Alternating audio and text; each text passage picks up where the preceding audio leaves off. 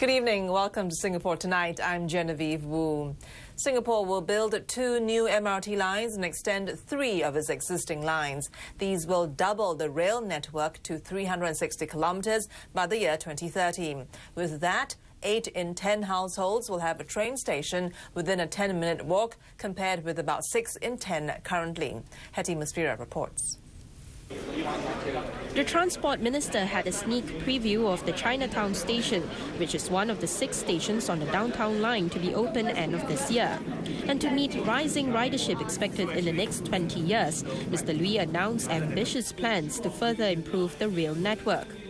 Besides faster and more convenient travel, we will also have a more resilient network that can better mitigate disruptions to the MRT system and also allow us to shut down parts of the network for longer durations to carry out improvement works without causing too much inconvenience to commuters. So the network will evolve from this to this come 2030. There'll be a new cross-island line, or CRL, spanning some 50 kilometres. It'll start from Changi in the east, go past areas like Punggol and Mo Kio, before terminating at Jurong Industrial Estate in the west. To be connected to all existing lines, the CRL is expected to relieve the load of the east-west and north-east lines and shorten journey times significantly. For example, it currently takes about 40 minutes to get from Punggol to Pasir Ris by bus.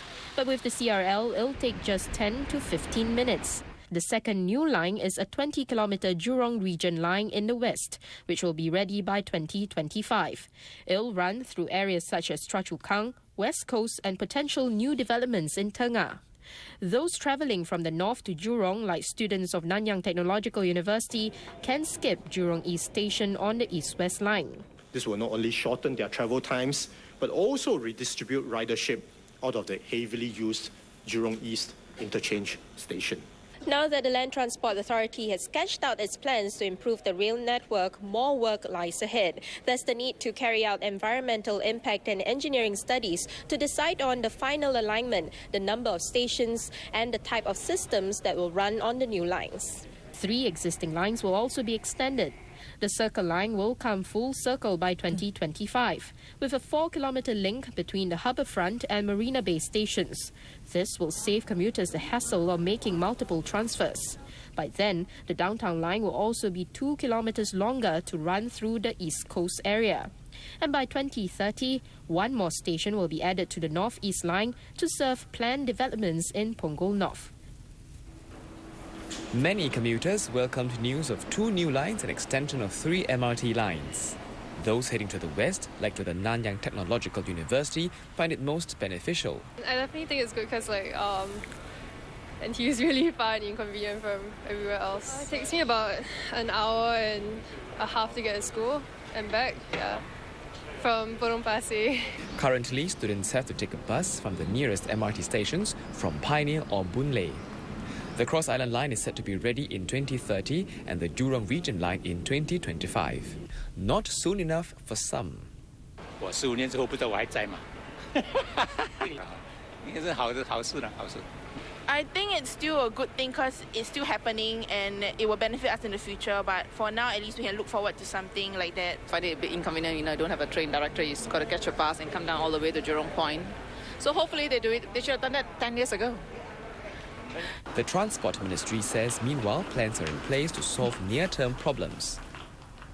I understand the occasional frustrations of commuters, especially with the problems that they face in the here and now.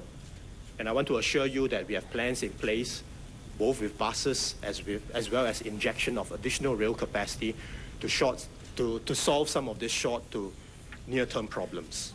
The ministry is working out details of the extension and new MRT lines. Property analysts say home prices near the proposed new MRT lines will not head north significantly with the announcement of the expanded rail network today. Well, at least not in the short term. They told our reporter Wang Xiuying that prices, however, could track up by 30% when the new MRT lines are near completion.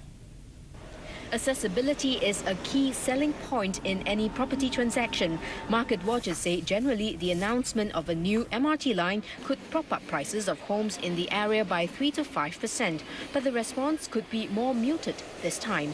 Some analysts say under normal circumstances, news of the new MRT lines would have generated more excitement among developers, buyers and sellers alike. But chances are right now they are probably still thinking about the impact of the cooling measures introduced recently. Without further details on the exact locations of the train stations, analysts add that it will not be easy to justify any significant increase in home prices. When the stations are announced, probably you'll see another increase of prices for those located near MRT stations, probably to the tune of about 10 to 15%.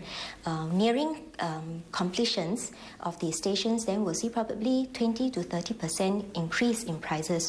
The expanded rail network and new lines are expected to be ready in 2025 and 2030. But analysts say the flip side is that future construction work could undermine the value of homes in the area. No one will want to buy a property to live next to a construction site. That's why buyers will only probably be willing to pay a premium when they are able to enjoy the benefit.